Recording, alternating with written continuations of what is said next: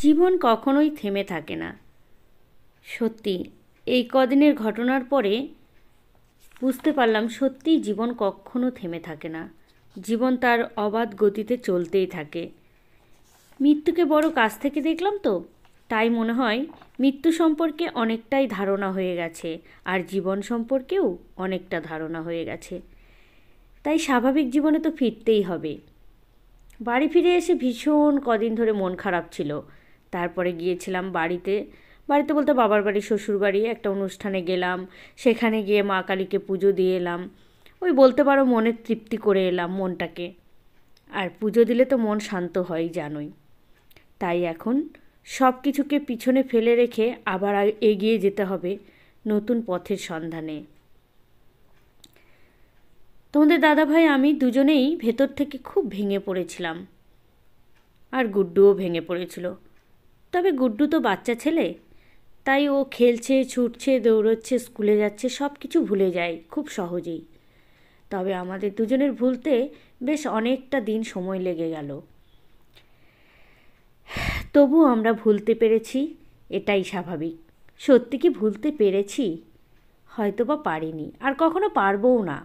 তবে যাই হোক, অতীতকে আঁকড়ে ধরে রাখলে দুঃখই পেতে হয় বর্তমান জীবনে। তাই অতীত যতই ভালো হোক বা খারাপ হোক না কেন, অতীতকে পিছনেই ফেলে রেখে দিতে হয়, আর বর্তমানকে সামনে নিয়ে ভবিষ্যতের চিন্তা করে এগোতে হয়। এটাই মনে রেখে আমরা এগোচ্ছি। সকাল সকাল ঘুম থেকে উঠে পড়েছি, আর এখন আমি আর তোমাদের দাদাভাই মিলে আখের গুড় বানাচ্ছি বাড়িতে বসে বসে, খেজুর গুড় যেটাকে বলে। রস এনেছিল কালকে খেজুর গুড়ের, তারপরে কাঁচা খেয়েছি তিনজন মিলে সরি। খাওয়া দাওয়ার পর ভাবলাম অনেকগুলো আছে, তো এগুলোকে কী করব ভাবছি যে বসে বসে এগুলোকে বানিয়ে ফেলি খেজুর গুড়ের জেলি। এক কথায় ভীষণ টেস্টি হয়। আরও একবার বানিয়েছিলাম, তবে অনেকটা গ্যাস নষ্ট হয়। ভালো কিছু বানাতে গেলে তো একটু হবেই খরচাপাতি, তাই না বলো? তো যাই হোক, এটা বানাচ্ছি, আর খরচের কথা কী বা বলবো। জীবনটা যে বেঁচে ফিরে পেয়েছি এটাই অনেক। এখন আর না খরচ, টাকা পয়সা এগুলোকে মনের মধ্যে কিছুই মনে হয় না। সবসময় মনে হয় এই যে বেঁচে আছি এটা হয়তো ভগবানের দান। আর এই যে বেঁচে আছি, এই বেঁচে থাকার ফলে টাকা পয়সা, গাড়ি বাড়ি সব কিছুকে কেমন একটা ধোঁয়াশা মনে হয়। কারণ ওই যে বললাম না ভিডিও শুরুতে, মৃত্যুকে অনেক কাছ থেকে দেখেছি তো, তাই আর কোনো কিছুতে ভয় পাই না। বলছি ভয় পাই না, বাট তবুও জানো তো গাড়িতে উঠতে গেলে হাত পাগুলো কাঁপে এখনও। ভেতর থেকে মনের কোণে কোথাও একটা ভয় লুকিয়েই আছে। আবারও সেই আগের প্রসঙ্গেই চলে এলাম। তোমাদের সাথে গল্প করতে করতে আমার জেলিটা কিন্তু তৈরি হয়ে গেছে, গুড়টা বলতে পারো।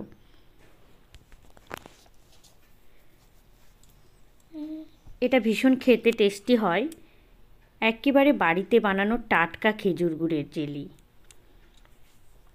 আমি বারবার জেলি বলছি, তোমরা এটাকে ফল ধরবে জানি আমি, এটা খেজুর গুড়। ওই বলতে পারো জেলির মতো দেখতে, তাই জেলি জেলি বলছি।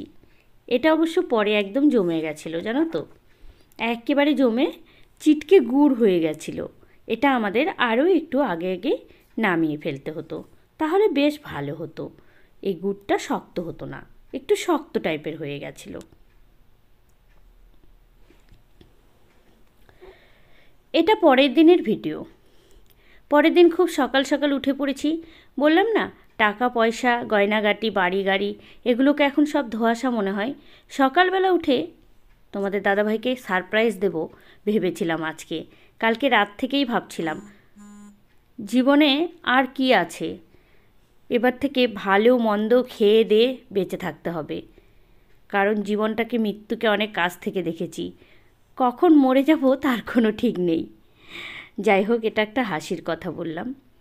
বলতে বলতে তোমরা দেখতে পাচ্ছ আমার ঘরে নতুন একটা জিনিস। এইটা কিন্তু আজকে সকাল সকাল উঠে গুড্ডুকে স্কুলে দেবার পথে গিয়েছিলাম 3-4টে গুড্ডুর স্কুলের ফ্রেন্ডের মা মিলে একটা দোকানে। গিয়ে দেখতে দেখতে জানো তো ড্রেসিং টেবিল পছন্দ হয়ে গেল। ওরাও নিল, সঙ্গে সঙ্গে আমিও নিয়ে নিলাম।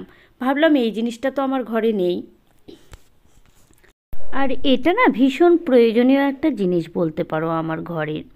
এই ভাড়া ঘরে তো আমার কোথাও একটা বড় আয়না নেই, নিজেকে তো দেখবো আয়নায়, সেই জিনিসটা হয়ে ওঠে না। কদিন আগে তোমাদের দাদাভাই বলেছিল আমি মোটা কমেছি না বেড়েছি বলো তো। আমি বললাম কমে গেছো। বলছে আমি তো নিজেকে দেখতেই পাই না, তাহলে কি করে বুঝবো মোটা কমেছি না বেড়েছি। কথাটা শুনে ভীষণ খারাপ লেগেছিল। ভেবেছিলাম ওকে একটা সারপ্রাইজ দেব। মজা করে আবার বলেছিল আমি তো তোমার চোখেই আমাকে দেখি। যাই হোক, সেটা বড়ই আবেগপ্রবণ কথা। বাজারের টাকা জমিয়ে জমিয়ে আজকে একটা তাকে সারপ্রাইজ দেবার জন্য নিয়ে এলাম ড্রেসিং টেবিল। কেমন হয়েছে জানাতে কিন্তু ভুলবে না, ঠিক আছে? সাথে সাথে ভিডিওটা শেষ করে দিচ্ছি। দেখা হবে আবার কালকে একটা নতুন ভিডিও নিয়ে।